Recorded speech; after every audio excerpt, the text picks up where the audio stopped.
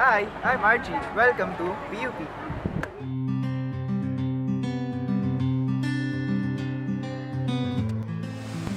Huwag kayong magbigay ng atensyon sa akin. Hindi naman ako ganun ka-interesado tulad ng iba dito.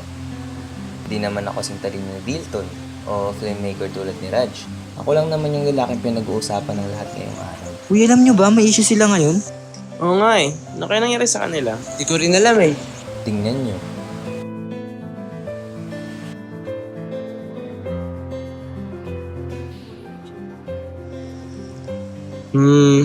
Meron kasing isang babae. At siya yun. Siya si Betty Cooper. Kapitbahay ko siya. Kasing pango niya ang mga bulaklak at langis ng motor. Diyos ko naman, sweetie. Ilang beses ko pa sasabihin sa'yo, palitan mo yung kulan.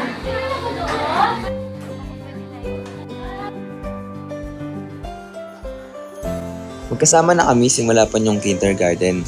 Hanggang last week. Dahil sa lipstick incident na yun. Pareho namin napagkasunduan na hindi na pag-usapan. Kaya huwag ka na magtanong.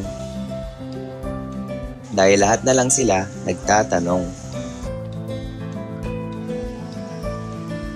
Pero okay lang talaga ako.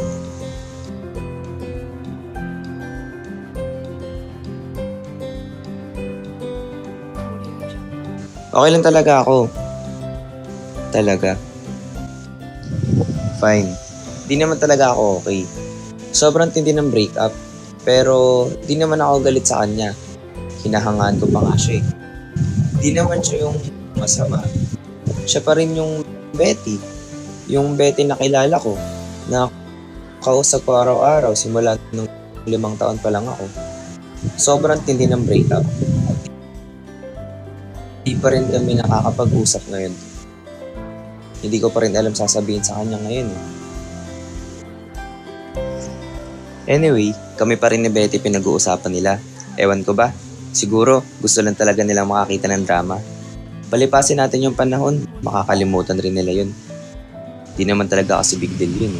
It's a huge deal. Sila ang power couple. Kung maghihiwalay sila, paano na kami? Paano na ang chance namin sa pag-ibig? Huwag mo pinisan yung boses mo. Ikaw, Jagger Jones. Best friend ka ni Archie, di ba? Ano yung tungkol sa lipstick incident? Sabihin mo sa amin na nangyari. Sa'yo na tong dessert namin. Tong slow juice dessert.